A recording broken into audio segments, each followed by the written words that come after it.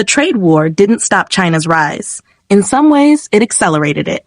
The U.S. imposed tariffs on over $300 billion worth of Chinese goods, from steel and electronics to advanced industrial machinery.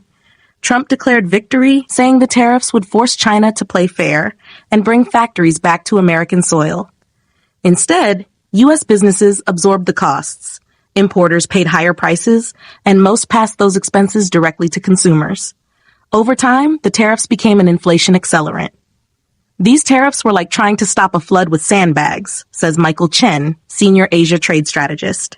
China adapted fast and poured money into its tech backbone. China's response? Rather than fold, China fired back with a long-term playbook. It ramped up investment in semiconductor manufacturing, launched national initiatives like Made in China 2025, and steered billions into artificial intelligence, electric vehicles, and quantum computing. It also tightened its grip on critical supply chains, batteries, rare earth minerals, and clean tech. China's stock markets, once reliant on foreign capital, became fertile ground for domestic tech IPOs. $1.3 trillion. That's how much China has invested in high-tech industries since the tariffs began. Meanwhile, in the U.S., while China built, the U.S. battled inflation. Small businesses struggled with higher import costs, consumers faced sticker shock, and the manufacturing renaissance never fully materialized. The CHIPS Act and Inflation Reduction Act under President Biden sought to catch up, but reshoring factories takes time, and global supply chains don't shift overnight. The U.S. still leads in software, chip design, and innovation, says economist Tara Malik. But China has state-backed momentum and fewer political barriers. They're scaling faster. So who's winning? It depends on how you define victory. The U.S. still leads in foundational technologies, military power, and global alliances.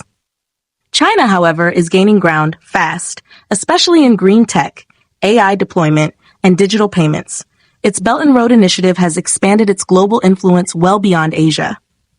By 2030, many analysts believe China could outpace the U.S. in several key areas: artificial intelligence applications, battery and EV production, digital infrastructure across the global south. And perhaps most significantly, China is actively working to reduce its dependence on the U.S. dollar, a move that, if successful, could reshape the global financial system. The trade war marked a turning point, not a resolution. Rather than contain China's rise, it triggered a technological arms race and forced both nations to reimagine their roles in a rapidly shifting global economy. As the world watches the U.S. election and China's next 5-year plan, one thing is certain: this superpower rivalry is far from over. And the next chapter, from semiconductors to space, will decide more than just markets. It may decide who writes the rules of the 21st century.